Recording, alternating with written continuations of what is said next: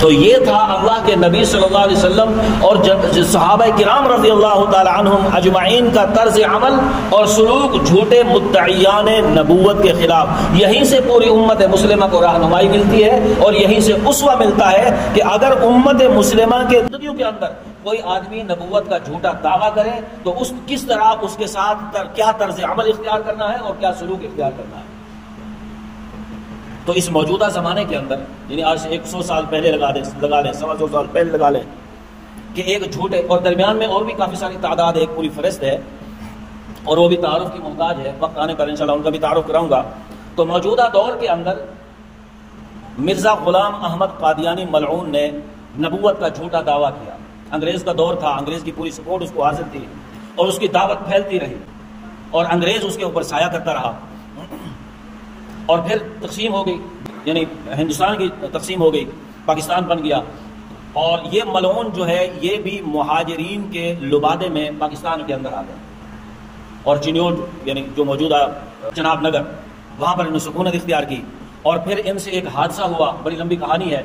اور پھر اس حادثے کی بنیاد کے اوپر انہوں نے کچھ طلباء کو شہید کیا اور وہ بات بنی، اور پھر مسئلہ اسمبلی کے اندر آیا، اور بھٹو دور کے اندر 7 اکتوبر سن 1974 کو ان کو غیر مسلم اقلیت قرار دیا گیا، لیکن کام ابھی ادھورا تھا کہ ضیاء الحق کا دور آیا، اور ضیاء الحق کے دور کے اندر ان کے اوپر کچھ پابندیاں لگائی گئی، ان قادیانیوں کے اوپر، مرزائیوں کے اوپر کچھ پابندیاں لگائی گئی۔ ان پابندیوں میں ایک تو یہ تھی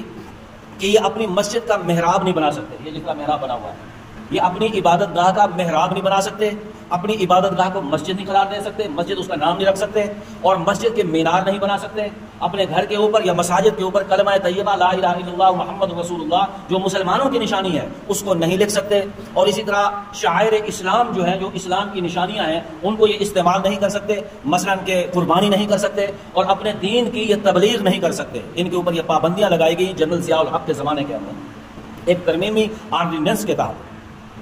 لیکن یہ پابندیاں چلتی رہی اور انہوں نے تو ان پابندیوں کو نہیں مانا، پھر بھی یہ قانون کی دھجیاں اڑاتے رہے اور ان قوانین کی یہ جو خلاف ورزی کرتے رہے، لیکن مسلمان بھی ان کے تعاقب میں رہے اور ان کو کسی حد تک پابندی بھی کراتے رہے، خاص کر عالمی مجلس تحفظ ختم نبوت والے، کیونکہ ان کے مبلغین پورے پاکستان کے اندر موجود ہیں، اور جہاں کہیں بھی ان کو اطلاع ملتی کہ ان قادیانیوں نے قربانی کی ہے یا اپنی مسجد کا محراب بنایا ہوا ہے یا مینار بنایا ہوا ہے یا مسجد کے اوپر یا گھر کے اوپر کلمہ طیبہ کو لکھا ہوا ہے، تو وہ فوراً ایکشن لیتے، اپنی جماعت کے بڑے اکابرین کو آگاہ کرتے، اور پھر اکابرین جو ہے وہ ان کے خلاف قانونی کارروائی کرتے ہوئے کیس دائر کرتے۔ یہ کام چلتے رہے۔ 24 جولائی پرسوں والے دن 24 جولائی 2024 بروز بدھ کو ہماری سپریم کورٹ نے ایک فیصلہ دیا ہے، اس فیصلے میں جتنی بھی یہ پابندیاں تھیں ان پابندیوں کو ہٹا دیا گیا ہے، ان پابندیوں کو ہٹا دیا گیا ہے کہ یہ اپنی پراپرٹی کے اندر جو بات لکھی گئی ہے فیصلے میں کہ اپنی پراپرٹی کے اندر یہ کلمہ طیبہ بھی، یعنی اپنی 4 دیواری کے اندر یہ کلمہ طیبہ بھی لکھ سکتے ہیں اور اپنے دین کی تبلیغ، اپنے نام نہاد مذہب کی تبلیغ بھی کر سکتے ہیں، قربانی بھی کر سکتے ہیں، یعنی سارے وہ مسلمانوں والے جو کام ہیں یہ اپنی 4 دیواری کے اندر سارے کاموں کو انجام دے سکتے ہیں۔ یہ فیصلہ آیا ہے، لیکن اب سوال پیدا ہوتا ہے کیا ہمیں یہ جو فیصلہ آیا ہے کہ قرآن و حدیث کی طرف، تو قرآن و حدیث میں ہمیں رہنمائی ملتی ہے کہ منافقین مدینہ نے جو مسجد زرار بنائی تھی وہ ان کی اپنی ذاتی پراپرٹی تھی، جو مسجد زرار بنائی گئی تھی وہ ان کی اپنی ذاتی پراپرٹی تھی، لیکن اللہ تعالیٰ نے حکم جاری فرمایا، آپ صلی اللہ علیہ وسلم کو حکم دیا کہ اس مسجد کو گرا دیا جائے، چاہے یہ ان کی ذاتی پراپرٹی ہی کیوں نہیں ہے، اس کو گرا دیا جائے تاکہ ان کی جو منافقانہ سرگرمیاں ہیں، منافقین کی اکثر سرگرمیاں ہیں وہ نہ پھیل سکے۔ اور دوسری بات جو سپریم کورٹ نے فیصلہ جاری کیا ہے کہ یہ اپنی 4 دیواری کے اندر یہ تمام کام کر سکتے ہیں، یعنی تبلیغ بھی کر سکتے ہیں، یہ کلمہ بھی لکھ سکتے ہیں، قربانی بھی کر سکتے ہیں، یہ سارے کام کر سکتے ہیں۔ ایک آدمی اٹھے، ہم میں سے کوئی اٹھ جائے یا پورا ملک ہے کوئی آدمی اٹھے اور وہ اپنی پراپرٹی کے اندر یعنی اپنی 4 دیواری کے اندر وہ نشہ بیچنا شروع کر دے،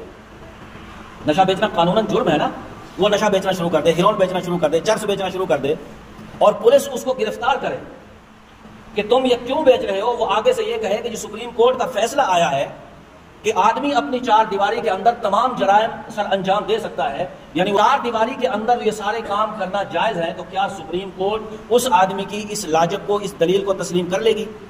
کبھی بھی نہیں کرے گی۔ تو جب وہاں پر دلیل تسلیم نہیں کی جائے گی تو پھر قادیانیوں کو اختیار دینا یہ سپریم کورٹ کا اختیار کہاں سے آ گیا؟ اور اسی طرح ایک آدمی کو گھیر کر لے آتا ہے اپنے گھر کی چار دیواری کے اندر، اور اپنے گھر کی چار دیواری کے اندر آ کر اس کو قتل کر دیتا ہے، پولیس اس کو گرفتار کرتی ہے، اور آگے سے وہ کہتا ہے جی میں نے تو اپنے گھر کی چار دیواری کے اندر اس کو قتل کیا ہے، یہاں قانون کا اطلاق نہیں ہوتا، تو کیا سپریم کورٹ اس دلیل کو بھی، اس شخص کی اس دلیل کو تسلیم کر لے گی؟ ہرگز نہیں کرے گی۔ تو جرم ہوتا ہے چاہے وہ چار دیواری کے اندر ہو یا چار دیواری کے باہر ہو۔ اب سوال پیدا ہوتا ہے کہ یہ جو جج مقرر ہوتے ہیں اور یہ اس طرح کے فیصلے کیوں کرتے ہیں؟ اس طرح کے فیصلے کیوں کرتے ہیں؟ ہم تو اس کو بڑا اچھا سمجھ رہے تھے کہ قاضی فائز عیسیٰ جو ہے یہ بہت اچھا جج ہے، اور ہم اس کی تعریف میں رقم اللسان بھی تھے، ہماری زبانیں نہیں تکتی تھی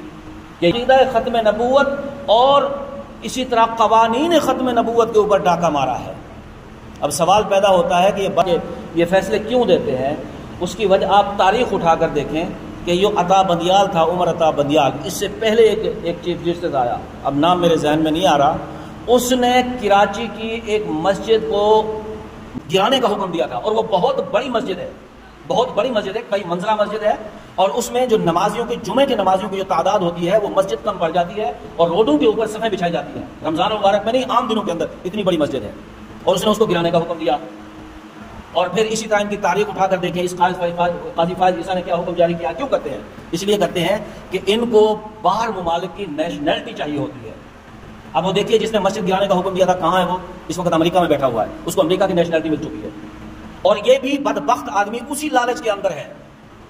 کہ جب میں قادیانیوں کے ساتھ ہمدردی دکھاؤں گا تو مجھے باہر کی نیشنلٹی مل جائے گی۔ ہم اس فیصلے کو قطعاً نہیں مانتے، اور پورے ملک کے اندر جس وقت تاریخ چل رہی ہے اس کا آغاز آج جمعے کی نماز کے بعد ہو رہا ہے، اور مظفر گڑھ کے اندر بھی عالمی مجلس تحفظ ختم نبوت اور جمعیت علماء اسلام نے دونوں نے مل کر ایک مظاہرے کا انعقاد کیا ہوا ہے، اس میں بھی تمام مسلمانوں کو دعوت دی گئی ہے کہ اس فیصلے کو ہم نہیں مانتے، اور اس فیصلے